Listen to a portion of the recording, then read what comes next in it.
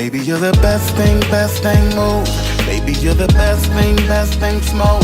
Baby, you're the best thing that ever happened to me. Baby, you're my good thing now. You gon' be my good thing forever. Baby, you're the best thing that ever happened to me. You are. Hey, what's up, beautiful people? Welcome to Pretty Girl Loves Trap content. This is my recap / review for Power Book 3, Season 1, Episode 3 of Raising Kanan. And the episode title is Stick and Move, but it should have been Mistakes and F-Ups, because there's people that's making moves and mistakes that are going to bite them in the ass later on in the season, and it's pissing me off, y'all. It was a great episode. I mean, there's a lot that's still building, and I'm still enjoying the show. Like, it's becoming real appointment television to me at this point, like how Power was. Like every, midnight or whatever on Saturday, I'm just looking forward to it. So let's get into the episode, guys. So we start off on the corner. Rock Soldier, he's overseeing the corner boy situation and operations. So they're showing, how they're serving the dope fiends. And he's overseeing everything. And next thing we see is Detective Omar Epps and his crew. They're pulling up in their police cars, and they're pretty much just doing a bust. And Rock Soldier, I'm sorry, I can't think of his name, but he's typically the one that's overseeing the stash house. And him and Omar Epps get into this cat and mouse game where they just, chase, and it just remind me of Juice.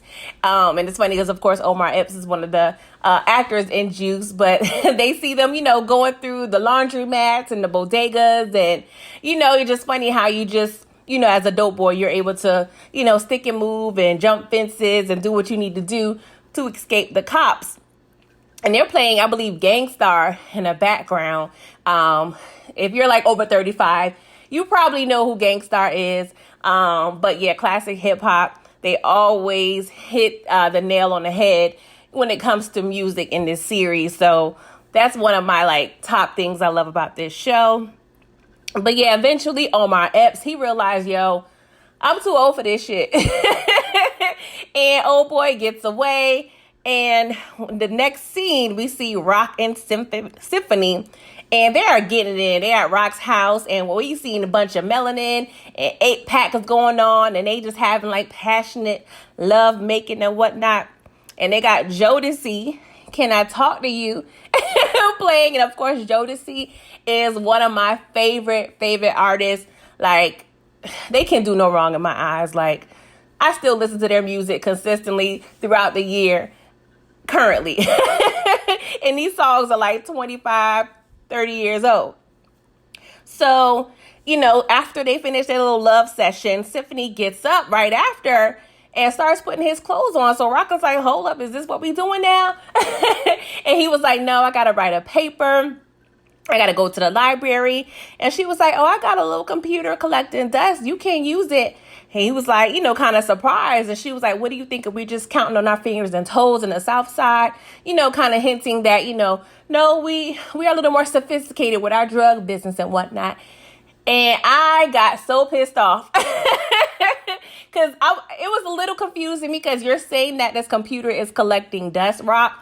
But are you guys still really using it for your operations? Or it just seems like that, there may be putting in their information, once in a blue moon. I don't know. But whatever it is, I don't like it. You got this man about to be on your computer with your sensitive documentation. And I know they had floppy disks, which is USB drives now. But I don't know. I don't know if Rock is thinking her nose is open. She in love. And I'm pissed off because it is causing her to slip. And Kanan's situation is causing him to slip. And I'm going to talk about that later. But yeah, I'm pissed off at Rock now. I'm like, I understand you feeling this dude. And yes, we kind of get a little lax when we find somebody that we like. But you cannot mix the two. So y'all, this is a big mistake. I can see it. I'm pissed off, y'all. So anywho, we see Kanan in his room getting dressed, and he looks over at his dresser and he pulls a obituary of the Wiz. So I'm like, okay, well, this must be at least a few days, after he got killed, because it takes time, of course, to identify the body and all that good stuff and pull an obituary together, a funeral and whatnot. So we pretty much, I guess, skipped all that. And now we have him reflecting and looking, at his obituary. And of course, Rock comes in, and I don't think she actually come in this scene, so scratch that. But yeah, he's looking at the obituary right now. So Kanan, he's, roaming around the house, eating his little breakfast. Looked like it was like Cheerios or something. He half asleep still, getting the cold out of his eye. And he rolls up and passes the room and sees Symphony over here on the computer, with his pecs all out and whatnot. And of course, Kanan's like, yo, who that for you? So, for Symphony, he has those headphones on, so he doesn't initially hear Kanan. So he, of course, notices somebody, approaching him. And, of course, it's this awkward scene. And, Kanan was like, yo, who was this dude? And he's like, oh, you're Kanan, right? And so, of course, Rox comes in and explains, hey, this is my house, okay? It's real baby boy like up in here. Mama gotta have a life too, okay? And, if Kanan, he ain't feeling that. I'm pretty sure, Rock, hasn't really had too many guys around the house since her last boyfriend. So, it's typical for Kanan to be feeling away. So Rock, decides to take Kanan to school. And, they're in the car, and I'm like, hold up, you done left Shamar Moore up in the goddamn house with your computer in your house? Like, I'm a little surprised. Like, I would think Rock is a little more savvy. One, you met Shamar Moore at the club where you're selling drugs at. You know what I'm saying? So there's a little link there. You don't really know what's going on in his life. He got this nice behind apartment and he's supposed to be, quote unquote, in grad school. Like, I'm going to need her to do a little more investigating, because something ain't right with him. I mean, I think he's probably a cop or maybe working for another country. I don't know what he is. But the fact that I don't know who he is and Rock don't know who he is, I'm pissed the fuck off. Like, dang, Rock, y'all could have met at a hotel, go to his house, but don't bring him home with Kanan, the queens. Like, this is too much, bruh. So, y'all, I'm pissed off. Like, Rock hasn't been the best person in this episode for me because of these mistakes. So we cut to this scene where Detective Omar Epps, sorry, I just love saying his name, and his partner, they're at, their superior's office. And he pretty much saying like, yo, this little corner boy, bust that y'all did, that ain't nothing. I need a big bust, y'all. We got 2 teens that's dead, and we don't know who the hell did it. You know what I'm saying? Like, we need some good PR. Make me look good. You know what I'm saying? And he pretty much gave him an ultimatum like, yo, if y'all don't make me look good soon and fast and bring me something big, I'm going to see some demotions or transfers, and it ain't going to be good for y'all. So, of course, they're in a tight spot. Now, we see the siblings, Uncle Lulu, Uncle Marvin, Rock, they're parked on the side of the street, kind of looking at their little dried up corners and, discussing business. And Rock, is saying like, Unique's corners, is busting right now. Our little bus kind of set us back, and she was like, we need to find something bigger, and she also mentioned, I'm always looking ahead. You got to always looking for her. She did say something, always lead, by sight, by vision, not by sight, something like that. It was real deep and, profound or whatnot. But yeah, you can tell Rock, her head is always spinning. She's always looking ahead, being the boss bee that she is. And Marvin was like, hold up, we can't be trying to find something bigger. We need to make sure they understand that our corners are ours. We don't work too hard for it. She's like, chill out. I'm not going nowhere. I'm just saying, meanwhile, while we got our corners on lock or getting them back where they need to be, we still need to be looking ahead. Now, Uncle Lulu says, Dean or whatever. He says some other name, but we're going to call him Dean. And he heard about the bus and he is their connect. So he tells Rock like, yo, yeah, he wants to see you because he ain't too happy about this bus. So the next scene is this little bingo hall, and Rock enters, and of course we are introduced to Dean, who is punk ass DeAndre from The Wire. Y'all, DeAndre. Yeah, I'm just saying that. The only reason I am not completely mad about DeAndre because, the way he died in The Wire, I am a little sympathetic, but I kind of believe him in this role. So, I'm not writing him off. But yeah, y'all, I love the fact that they are, giving us little surprise cameos here and there. So it's always good to see a Wire alum anywhere because, y'all, that's one of my favorite shows as well. It's Pretty Girl Loves Trap content. So we find out that he is not only supplying Rock, he is supplying Unique. And I'm like, well, this is a hell of a conflict of interest. But he said, I know you guys have some sort of beef. I'm not going to get, between it unless it's necessary. But yeah, Rock, you need to tighten up because I don't like what I'm seeing right now. She was like, hey, me and Unique, we good. We don't have no beef. And he's like, all right, well, you need to watch yourself. So, y'all, this is another situation that's going to come to a head, and I'm not feeling it at all. So, Dean's right-hand man escorts Rock out, and apparently, they are familiar with each other, and she mentioned, like, hey, I know you're trying to move your family to South Carolina. He was like, yeah, I'm trying to make it happen within the next year or so. And she was like, well, that's kind of a long time. I got a little proposition for you to make your, move a little faster. So pretty much she was offering a part-time side job. So we know that's going to start some ish. So now we in the doctor's office, y'all. Oh, Lord, this scene was sad and funny. So Omar Epps has been diagnosed with leukemia, y'all. He just found out. And the doctor is saying, we need an immediate bone marrow transplant. And we need to start testing your relatives. And he was like, I don't have no family. I just got parents who's dead. And I have some cousins in Alabama, but they don't F with me over some, family property-ish. So, I have no options. And she was like, well, you got to find some options. So he was like, we're going to see what these Bama's talking about. But a lot of theories I've been hearing, and I kind of do believe that, I believe his name is Malcolm. Stop calling him Omar Epps. But I think he has ties to another character, some type of way that he's going to have to reveal, because he has a deeper story and a deeper connection to either Unique or Rock or somebody. So we just have to figure out who it is because that may be his key to living, y'all.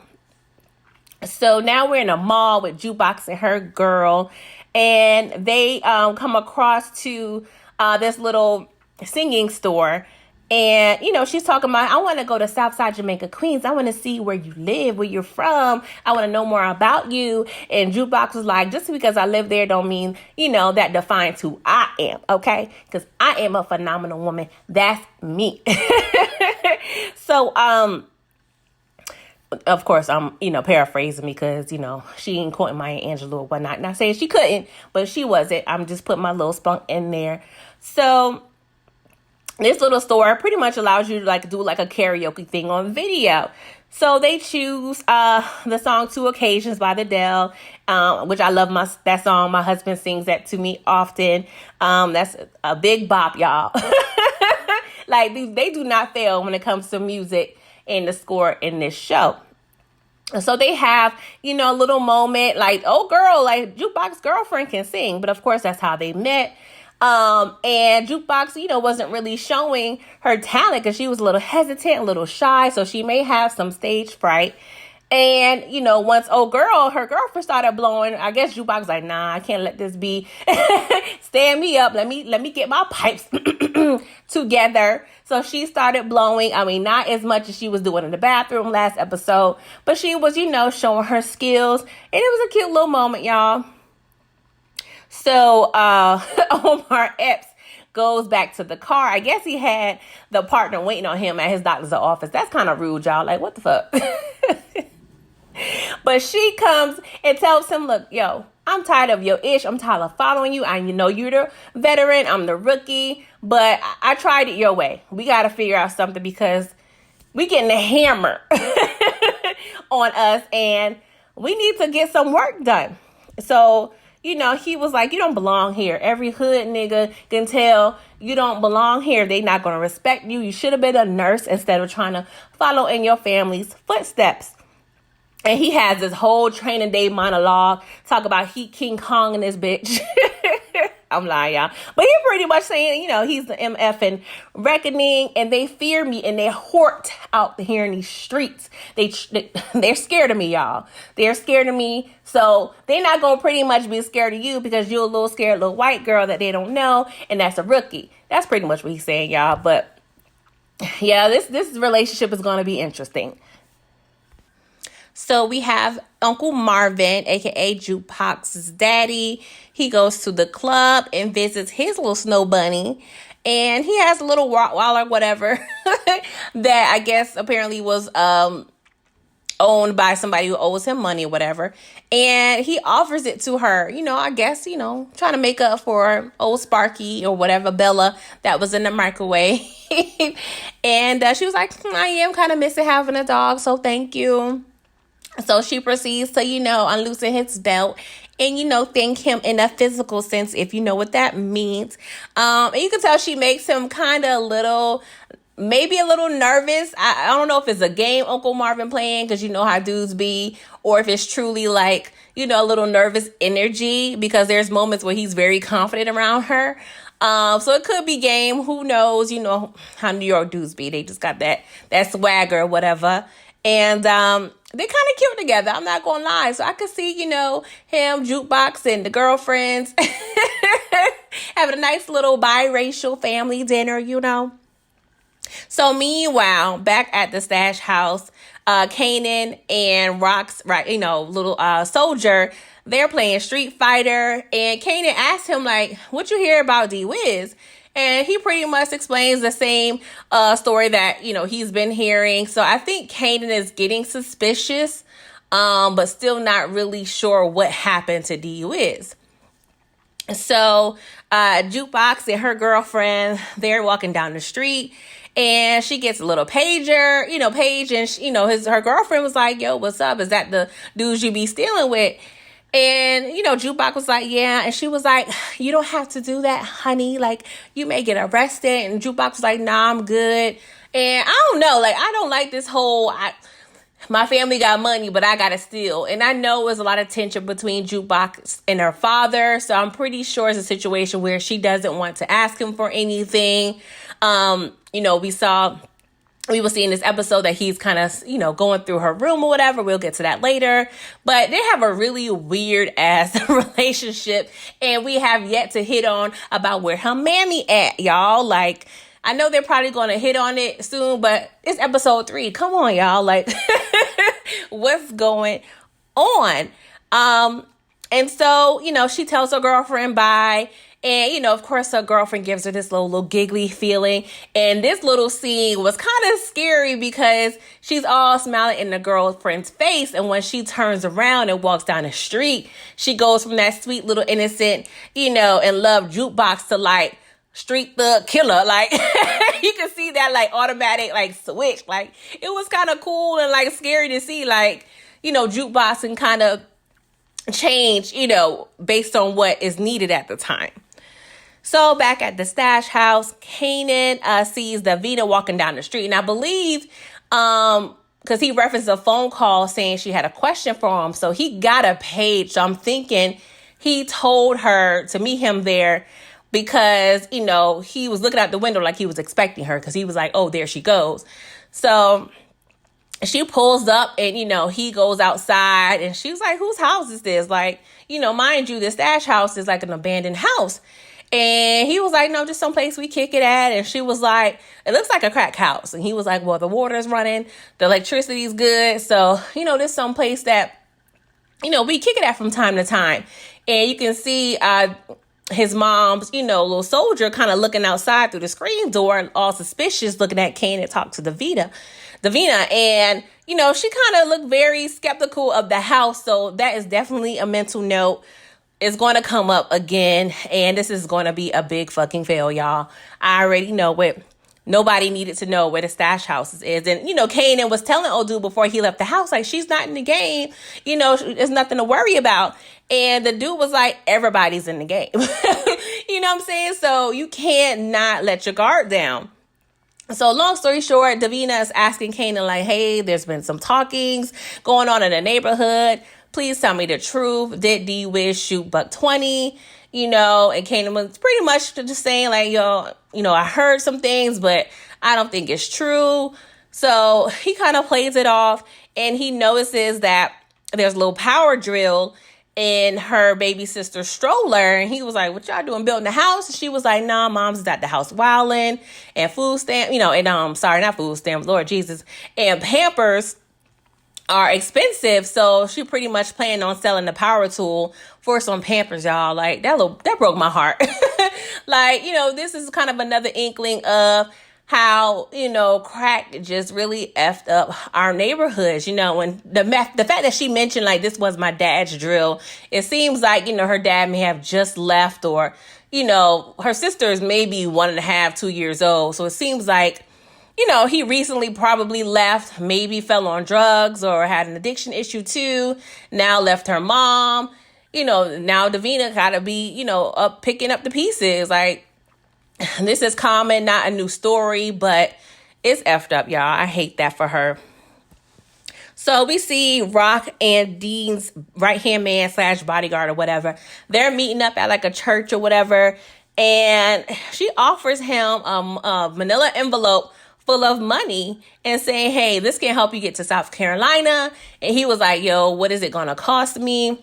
And she said, I just want Unique's re-up information, the date and the time, the location. And, that's pretty enticing. So we'll see how that goes. So we at this little parking garage with Jukebox and her little crew of thieves, and they're scoping out pretty much some men just unloading a truck full of boxes of clothes. And they wait for the men to go inside the building. They go into the open truck, try to go through the boxes, find out, precious polo gear, whatever they're trying to sell. And a security guard ends up, cutting up and, discovering them. So one of the dudes just started beating, punching the hell out of the guy. And Jukebox was like, hey, he had enough. And they pretty much storm out with their clothes or whatever. Real simple scene. So we see Rox and Detective Omar Epps. Sorry, I can't stop saying his name. They meet at some little dock or whatever, some waterfront. And she pretty much offers Neek's re-up information to Detective Omar Epps. And, she was like, I'm reporting a crime, because he was like, why me? Why you give me this information? Because she knows that, that he's more prone to be effing with Unique. And, she asked him, how does his what taste? And he was like, better than yours, Rock. So she pretty much tells him to do his job. And I feel like if he wasn't under so much pressure with his superior, he probably wouldn't have given Neek up, but he need this bust. Like, he needed real bad. So this kind of worked out for him. And then he kind of, goes on and on about, what is this back and forth between us about? So I kind of feel some type of chemistry or tension somewhere. So I wonder if they kind of smashed back in the day or whatever. So I do feel like something is going to unfold between Rock and Detective Omar Epps. So y'all, this scene was funny. So we see Lulu and Famous's sister. This is going to be an issue. They're walking in some little recording studio, and we are introduced to Crown Camacho, who is played by Quincy, which is the son of Kim Porter, R.I.P. And I'll be sure, but of course, Diddy has pretty much been, taken over, as his father as well. So he's been a big father, Lord, I can't talk, y'all. A big father figure to Quincy. And I've never seen him act or anything before. And he did a hell of a job in this scene. Like, he's very believable. So he pretty much come off as this, sarcastic guy who's cocky as hell. So, apparently, Lulu is selling Crown Camacho drugs. They went to high school together, whatever. And Lulu was all interested in the equipment and was very, just inquisitive about the equipment that they're using. And he could tell, some of the product that they was using as well. And one of the engineers is like, hey, how do you know all this? And he was pretty much saying that, hey, and this is Lulu, pretty much give us information, say, hey, my dad used to be a musician and I keep up on all the latest technology with it. So, the engineer was like, well, you need to teach Crown Camacho something because he don't know ish.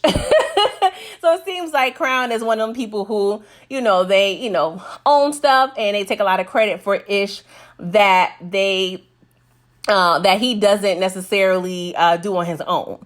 And he's kind of hitting on Famous's sister, and she's trying to advertise Famous and pretty much saying, my little brother, he's a good rapper, so, you should, give him a shot or whatever.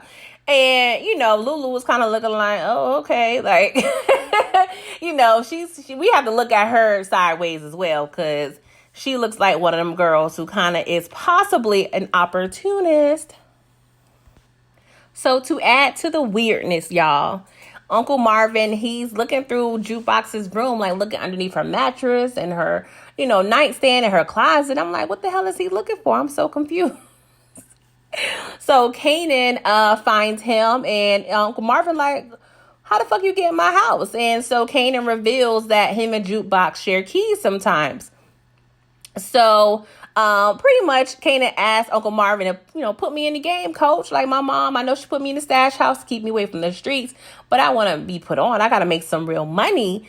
And Marvin's like, nah, you not ready. Like, no, that's not a good idea. He was like, Uncle Marv, like, I'll put in a good word, tell my mom to trust you more, give you some more responsibilities, some more work in exchange for you, giving me a little work. He was like, all right, congratulations, little nigga. You about to be a real dope boy.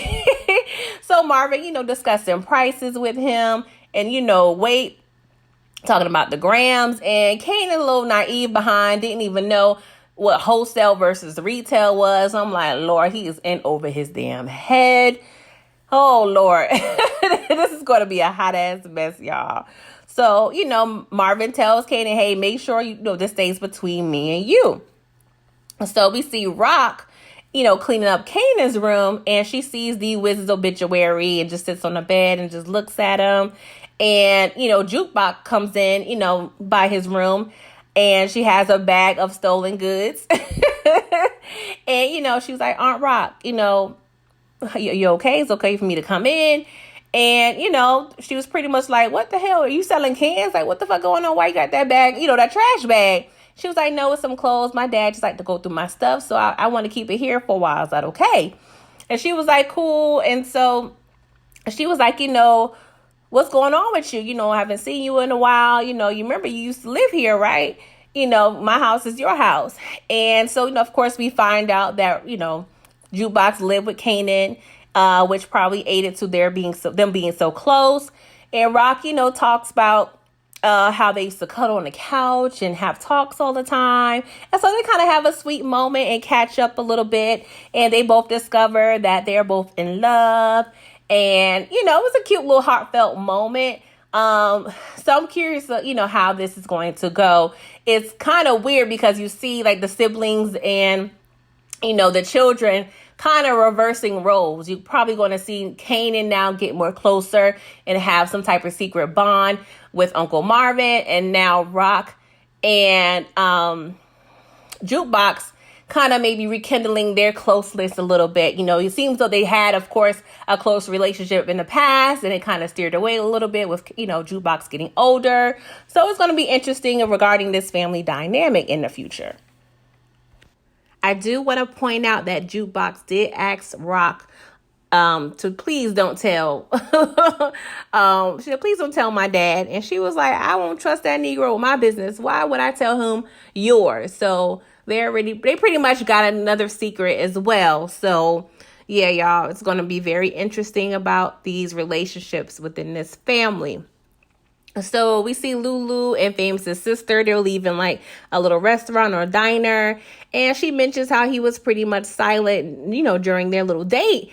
And he was like, we was eating, what the fuck? But you could tell Lulu was probably turned off for how, she was interacting with, the guy at the record company.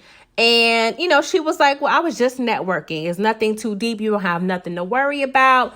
And then she was pretty much telling him like, hey, like, a lot about the equipment, and she was pretty much saying like, you can do this music thing. Like, it seems like you know a lot. You know more than what Crown knows. And he was like, nah, you don't know me. I'm just, a regular nigga from Queens. And she was like, your music, possible music career can be bigger than what you're doing now with your sister. And, he wasn't really very confident, but she was kind of hyping him up and saying, hey, music is product. Just like these drugs you sell out here in these streets. You can sell one thing, you can sell the other. So they end in a big little sloppy kiss or whatever. And so now we see a scene where Detective Omar Epps is telling his superior about Unique's re-up.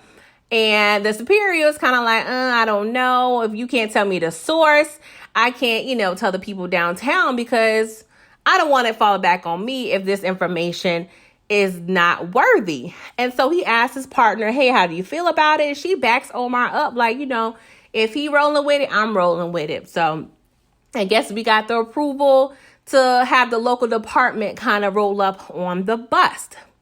Now we see Famous, Jukebox, and Kanan there at some park, look like downtown Manhattan.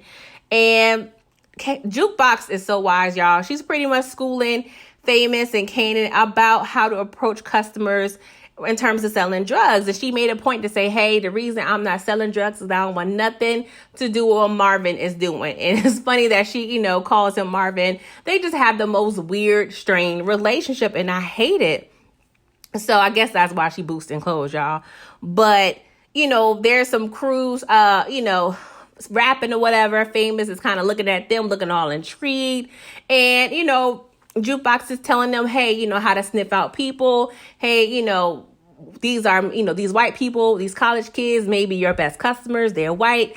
They got a lot of money. So those probably going to be your best bet. And so we see Kanan, trying to sell drugs, see Jukebox trying to sell clothes. So it's an interesting little scene. So we see Rock and Shamar Moore again in the sack. Well, actually on the floor, y'all, on the hard float. I guess they're at the little rabbit phase of their little relationship or whatever they got going on. So they're pretty much talking about, why they're attracted to each other and why they are dealing with each other. And she pretty much is telling him, hey, I enjoy you. You don't live my life. You are a completely different path than what I am on. And you're pretty much a little vacation for me. And that's why I like you. And he tells her, you're wise. You have a lot of experience. So that's why I'm attracted to you. So we cut back to the park and Kanan makes his first sale. He did not do a good job with negotiating the prices. So he's definitely going to have to work on that math. But you can see once he makes his little first sale, he is excited about it. And so now we are at the re-up. And Unique's crew, they're in the car waiting to be, given their product. And they're, debating about the music. And so they're like talking about Paula Abdul and what race or ethnicity she is.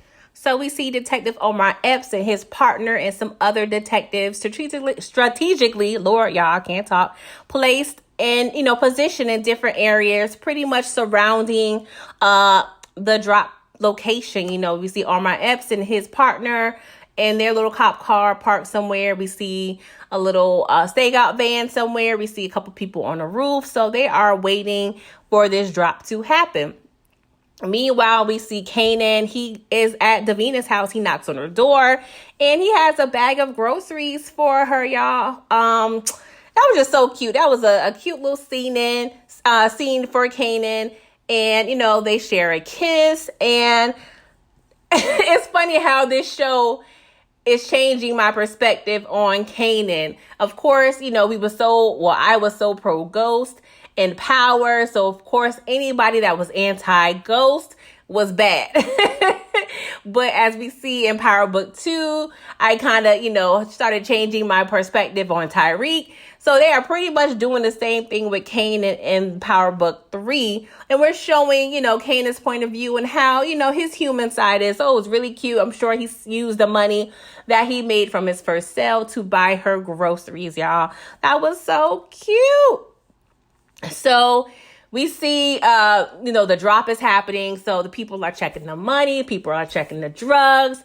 And so one of the dudes that was kind of ranting about how he loved Paula Abdul, he's outside off to the corner somewhere smoking crack. And so he kind of looks and he notices like some people moving around in the van. So he notices is, probably the cops.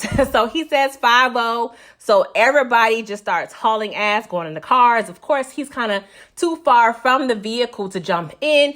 So he ends up running on foot. I do feel like we're going to come across him in the future. I think they made a point to show his personality in the car about Paula Abdul, showing him smoking crack and him getting away on foot. I do think he will play a little major role somewhere down the line because he probably is the only one that's going to be free, that did not get busted. So we're going to see him in the future. I'm pretty sure about that. So they go to get to a little speed chase situation and the lights change. And before you know it, the cop kind of crashed into one of the vehicles. And I think the crash may have been a fatal one. So we're going to have to see what's going on and what happened with that. So with the last scene, or one of the last scenes, we see we're in the projects and we see Kanan and his mom, and they're in the hallway and they knock on D-Wiz's mother. And Rock just says, we want to go ahead and, member D-Wiz with you. So, it was kind of annoying because, of course, his mom is still in mourning. But of course, when she opened the door, she wasn't crying necessarily or anything. But once Rock just started talking about D-Wiz and praying, the mom is just sobbing. I'm like, dang, Rock, the lady was probably having an okay moment. And now you done stirred up all these emotions again. And I'm sure she's emotional, the whole day, every day at this point. But it just seems like, dang, you done brought up. She probably was trying to watch her stories and trying to get her mind off things for a minute. But you went ahead and stirred up all these things by praying. And you could see Rock. She's, rubbing his mom's back while she's crying. And she's kind of, rubbing Kanan's hand. And she gives Kanan this look. I don't know what this look meant. It was kind of a look of strength / an admission of guilt that was also consoling. Like, it was very weird and eerie. And the look on Kanan's face, it kind of felt like he got some confirmation that his mom was behind it. Even though there were no words spoken, it does feel like the nonverbals kind of gave it away. So we're going to see about that, y'all. And then we see the uncles, Uncle Marvin and Lulu, they kind of parked on the street looking at Unique's corners. They don't see anybody on there selling dope. So there was pretty much like, hey, Unique's corners are dry right now because they ain't got nothing to sell because, of course, the previous night, everybody got locked up or is dead or whatever. So we see Unique kind of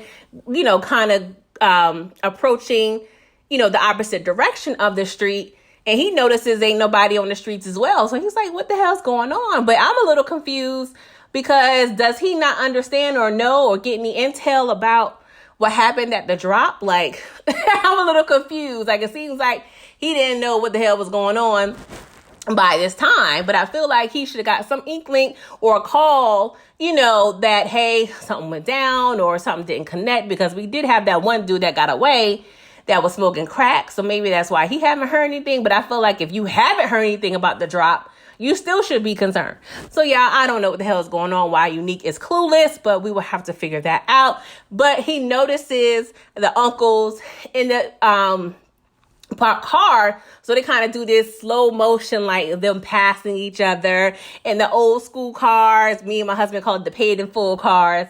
So we love the cars in that era. But yeah, he was pretty much, oh yeah, those mother effers are behind all of this. And that ends the episode. It was so great. It's still so much that is building and that's going to come ahead. And this is almost This is only episode 3, and I'm sure I haven't checked, but I think there may be like 10 episodes per usual. So y'all, they are taking us for a long ride, y'all. I'm excited to see what's to come. But thank you guys for listening, and I hope you guys enjoy the rest of your day. Bye.